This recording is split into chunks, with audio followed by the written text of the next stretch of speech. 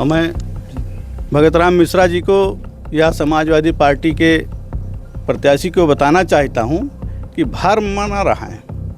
हाँ, वो भरम आपन दूर कैलिए। हाँ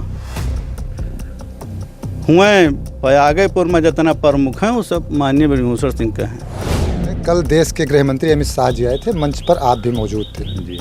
और इसके बाद जब अमित शाह जी जाने लगे तो गोंडा सदर के विधायक और अमित शाह जी की कुछ पर्सनल व्यक्तिगत मीटिंग हुई थी। क्या कुछ बताएंगे जनता को, क्या कुछ बातचीत हुई या कुछ अंदाजा आपको लगा? और स्विट्जरलैंड क्या बनाएंगे, वो अपने घरे वह पुल बनवाएं, वह नहाए वहाँ, और स्विट्जरलैंड में न बनाए ना पहिए। भारतीय जनता पार्टी की जो नीति और रीति है और जो उन्होंने अपनी योजनाएं लॉन्च की है अब तक, वो जनता में किसी जाति और धर्म के आधार पर नहीं किया है। उन्होंने गरीबी को आधार माना है और समाज के कल्याण के लिए माना है। क्या लगता है आपको जातीय समीकरण काम करेगा?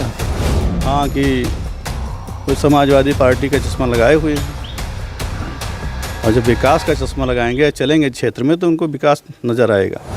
और विशेष करके कर्ण भूषण के लड़ने से ये माहौल बन गया है कि वो अपने बाप का भी रिकॉर्ड तोड़ने जा रहे हैं बहुत ज़्यादा वोटों से।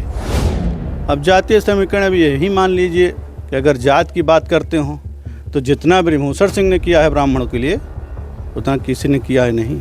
जितना ब्राह्मण के लिए भाजपा सरकार ने किया है कोई दल नहीं किया है। आप हम ही को देख लीजिए, मैं अगर जिला पंचायत अध्यक्ष हूँ उसमें 100% ब्रह्मभूषण सिंह का देन है।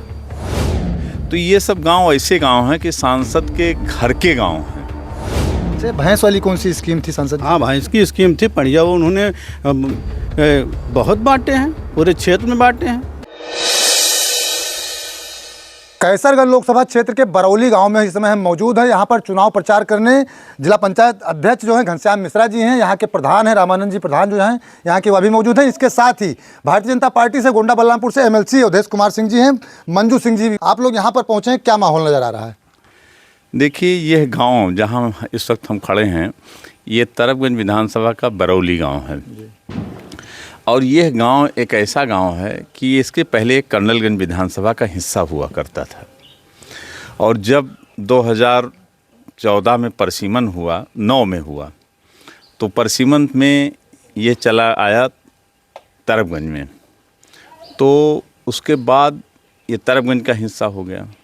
तो संयोग से यह गांव का और जो हमारे प्रत्याशी हैं उनके पिता का रिश्ता ये 8वां या 9वां चुनाव का है। 6 बार जिसमें वो एमपी रहे, 1 बार उनकी पत्नी रही और 1 बार वो खैर बलरामपुर चले गए थे और अब उनके बेटे लड़ रहे हैं। तो ये सब गांव ऐसे गांव हैं कि सांसद के घर के गांव हैं, जैसे परिवार का गांव है। तो यहाँ सारा समाज उनके लिए लड़ रहा है। कोई उसमें ये नहीं कहना है कि ये हमारे साथ है, ये नहीं है, वो साथ है, ये नहीं है। पूरा गांव एक स्वर से एक साथ मोदी जी के साथ, योगी जी के साथ, कर्ण भूषण के साथ, कमल के साथ पूरा एक तरफा है। यहाँ चुनाव कोई नहीं है, विपक्षी की कोई आवाज़ नहीं। भारतीय जनता पार्टी सबका साथ, सबका विकास और सबका विश्वास के वादे से चल रही है, नारे से चल रही है। लेकिन जो विपक्ष है, मुख्य विपक्षी दल समाजवादी पार्टी है, वह जातीय समीकरण के आधार पर चुनाव मैदान में है। क्या लगता है आपको जातीय समीकरण काम करेगा यहाँ पर?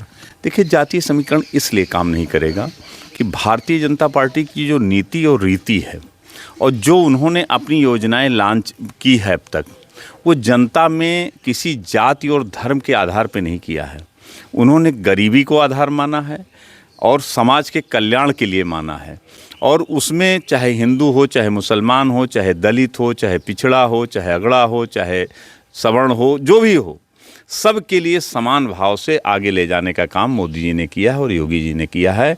इसलिए कोई जाति धर्म का पैमाना नहीं रह गया, सारा टूट गया है। और विशेष करके कर्ण भूषण के लड़ने से ये माहौल बन गया है कि वो अपने बाप का भी रिकॉर्ड तोड़ने जा रहे हैं बहुत ज़्यादा वोटों से। आप देखेंगे 4 जून को जब मतगणना होगी तो ब्रजभूषण सिंह का रिकॉर्ड कर्ण भूषण तोड़ेंगे।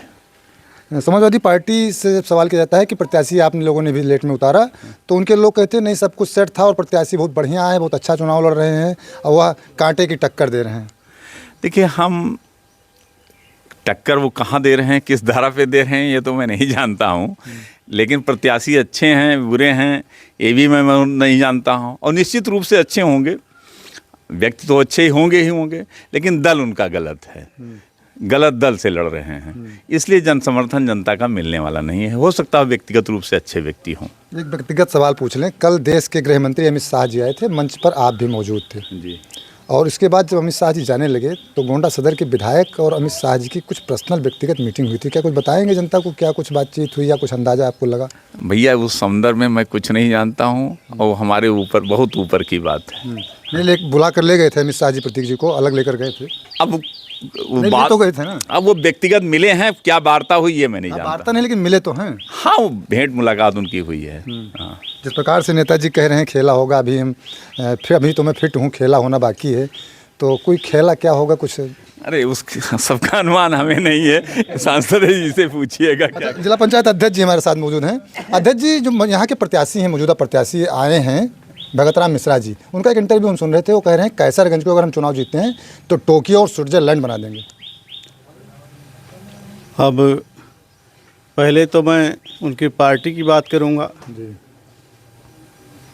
कि उनकी पार्टी जब थी तो वो कहाँ स्विट्ज़रलैंड बना दिए हैं, पहले उसी को देख लें। और स्विट्ज़रलैंड क्या बनाएंगे, वो अपने घरे वह पुल बनवाएं, वह नहाए वहाँ, और स्विट्ज़रलैंड में न बनाए ना भैया। स्विट्ज़रलैंड नहीं, विकास की अगर धारा बहाई जाएगी या कोई जो भी है, माननीय कर्णभूषण सिंह के द्वारा, ब्रह्मभूषण सिंह के द्वारा जो विकास किया गया है कैसरगंज में, और इससे बढ़ चढ़कर विकास होगा। भारतीय जनता पार्टी ने विकास के ऊपर ही, आज हमारी डबल इंजन की सरकार केवल विकास के नाम पर हुई है। सपा के लोग कह रहे हैं कोई विकास ही नहीं हुआ है, ये लोग केवल प्रोपेगेंडा कर रहे हैं बीजेपी वाले। अब उनको चश्मा लगा लेना चाहिए था। हाँ, कि कोई समाजवादी पार्टी का चश्मा लगाए हुए हैं, और जब विकास का चश्मा लगाएंगे, चलेंगे क्षेत्र में, तो उनको विकास नज़र आएगा। जिस प्रकार से टिकट में देरी हुई कैसरगंज में, तो आप तो नेताजी से व्यक्तिगत भी जुड़े हुए हैं, अब जनता के बीच में भी जा रहे हैं, करण जी प्रत्याशी हैं, किस तरह से जनता का समर्थन मिल रहा है? समर्थन इस तरीके से मिल रहा है कि आपको बता दें कि कोई यहाँ दूसरा दल है नहीं, और कोई दूसरी पार्टी नहीं है। यहाँ कर्णभूषण और बीजेपी है, यहाँ भाजपा और कर्णभूषण है बस। जातीय समीकरण नहीं काम करेगा। अब जातीय समीकरण अब यही मान लीजिए कि अगर जात की बात करते हो तो जितना ब्रह्मभूषण सिंह ने किया है ब्राह्मणों के लिए, उतना किसी ने किया है नहीं। जितना ब्राह्मण के लिए भाजपा सरकार ने किया है, कोई दल नहीं किया है। आप हम ही को देख लीजिए, मैं अगर जिला पंचायत अध्यक्ष हूँ, उसमें 100% ब्रह्मभूषण सिंह का देन है। आप आरती तिवारी को देख लीजिए, बलरामपुर चले जाइए, जिला पंचायत अध्यक्ष हैं, अभी 22 साल के, मतलब पूरे उत्तर प्रदेश में सबसे कम उम्र की लड़की है, जिला पंचायत अध्यक्ष बनाया है माननीय सांसद जी ने। हम भगतराम मिश्रा जी से यही पूछना चाहता हूं कि उनके परिवार के दद्दन मिश्रा जी हैं, उनका भी सांसद जी का सहयोग से हो जिला पंचायत अध्यक्ष बने। अब यही नहीं, ब्राह्मण में अगर देख लीजिए तो बलरामपुर से चले जाइए आप, सीमा पांडे जी को बनाया उन्होंने जिला पंचायत अध्यक्ष, तमाम प्रमुख उन्होंने बनाया, तमाम विधायक उन्होंने बनाया। उनके पास कोई जातीय समीकरण, जाति और धर्म का राजनीति तो नहीं करते हैं। उनके पास मुस्लिम भी हैं, उनके पास ब्राह्मण भी हैं, उनके पास ठाकुर भी हैं, वर्मा भी हैं। आप चले जाइए अम्बेडकर नगर, आप अयोध्या चले जाइए, साधु वर्मा जी को वहाँ जिला पंचायत अध्यक्ष बनाया उन्होंने। जात धर्म की राजनीति उन्होंने कभी नहीं किया और न करते हैं। और मैं भगतराम मिश्रा जी को या समाजवादी पार्टी के प्रत्याशी को बताना चाहता हूँ कि भरम न रहें, हाँ वो भरम आपन दूर कर लिए। हाँ, हुए पयागेपुर में जितना प्रमुख हैं वो सब माननीय ब्रह्मभूषण सिंह के हैं। उनके घर में, उनके घर में सब हैं। हाँ, अपन भरम में दूर के यहाँ रहें और भरम न फैलावें। चुनाव यहाँ कुछ नहीं है, कुछ नहीं, कोई चुनाव नहीं है। हाँ, एक चीज़ तो ये है, भारतीय जनता पार्टी जिस प्रकार से कहती है सबका साथ, सबका विकास, सबका विश्वास, और नेताजी ब्रह्मभूषण सिंह भी हैं, उनके यहाँ सभी जाति धर्म के लोग आते जाते हैं, बराबर सम्मानित हैं, ये तो दिखाई पड़ रहा है। और वही चीज़ आप बता भी रहे हैं, पब्लिक में कोई गलतफहमी नहीं है। कोई गलतफहमी नहीं, कुछ नहीं है, कोई मतलब नहीं है।